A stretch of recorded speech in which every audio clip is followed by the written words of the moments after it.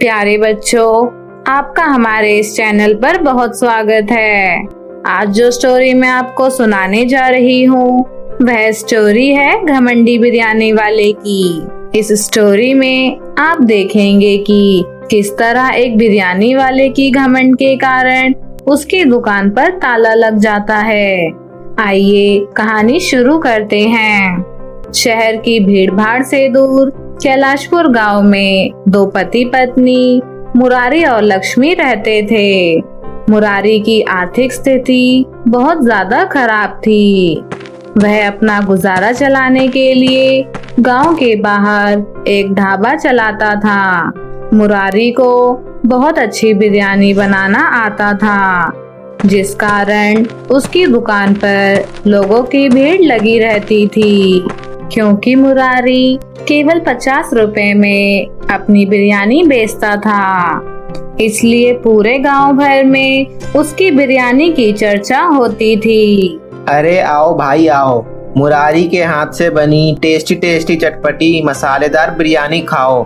एक बार खाओगे बार बार आओगे। मेरी बिरयानी का स्वाद कभी भूल नहीं पाओगे। वाह मुरारी वाह, तुम्हारी बिरयानी में तो जादू है। हम घर पर कितनी भी कोशिश कर लें परंतु तुम्हारे जैसी बिरयानी नहीं बना पाते। आखिर क्या डालते हो आप अपनी बिरयानी में? अरे साहब, अगर एक दुकान वाला अपनी बिरयानी की रेसिपी बता देगा तो भला उसकी दुकान पर बिरयानी खाने कौन आएगा।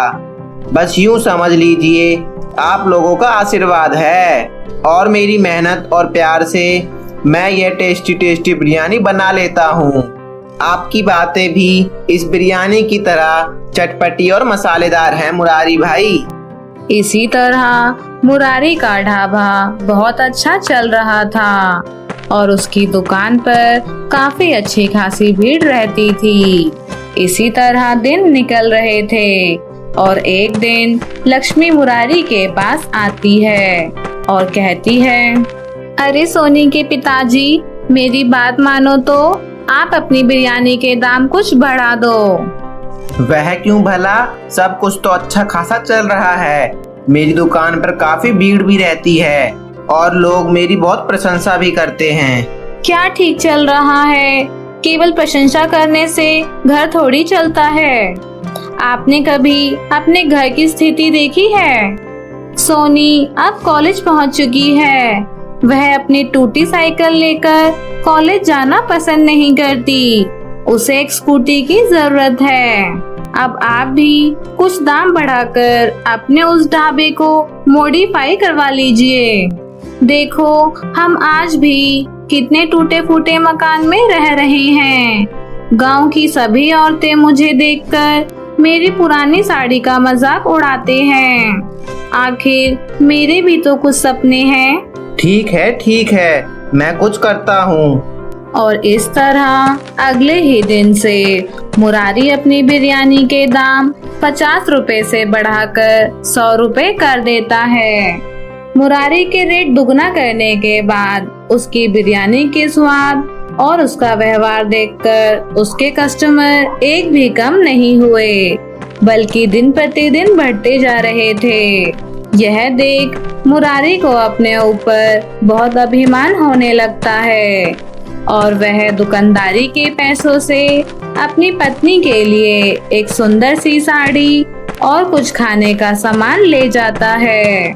देखिए, मैंने बोला था ना, मुझे तो हमारी बिरयानी बहुत पसंद है। अब हम दुगने रुपए कमाने लग गए हैं।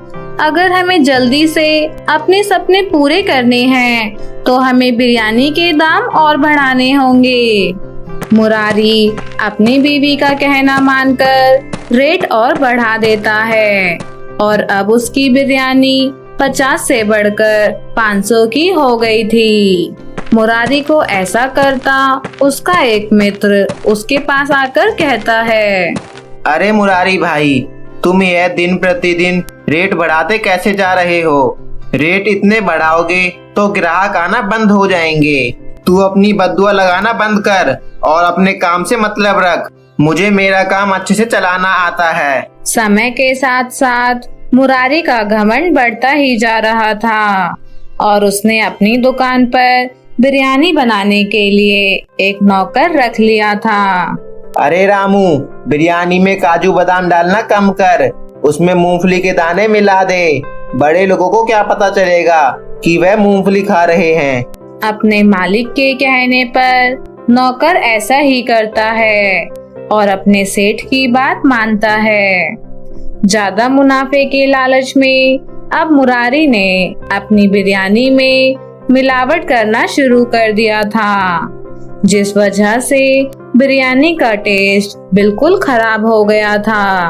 अब आए दिन मुरारी के कस्टमर बिरयानी की शिकायत करने लग गए थे।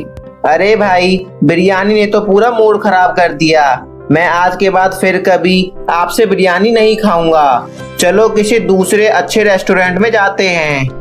इस तरह दिन प्रतिदिन मुरारी का घमंड बढ़ता जा रहा था, जिस वजह से उसके गिने चुने कस्टमर भी उससे नाराज हो चुके थे। अरे भाई, इस बिरयानी में कंकड़ कहाँ से आ गया?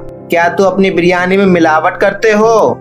अरे भाई, इतना क्यों भड़क रहे हो?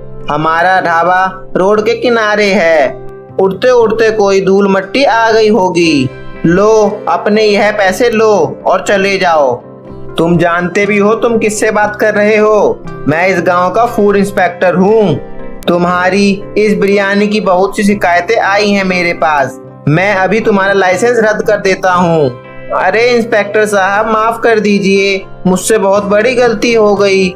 जो मैंने आपसे ऊंचे स्वर में बात की, कृपया मुझे माफ कर दीजिए।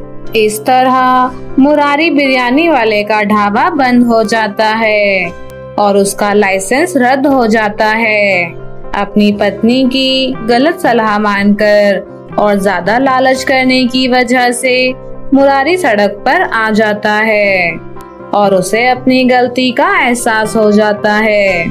तो बच्चों, इस कहानी से हमें यह शिक्षा मिलती है कि हमें कभी भी किसी और के भड़कावे में नहीं आना चाहिए। ज्यादा लालच में आकर कोई गलत कार्य नहीं करना चाहिए। ऐसी और नई कहानियाँ सुनने के लिए हमारे चैनल को सब्सक्राइब करें। फिर मिलती हूँ आपसे एक नई वीडियो के साथ। तब तक के लिए अपना ध्यान रखें।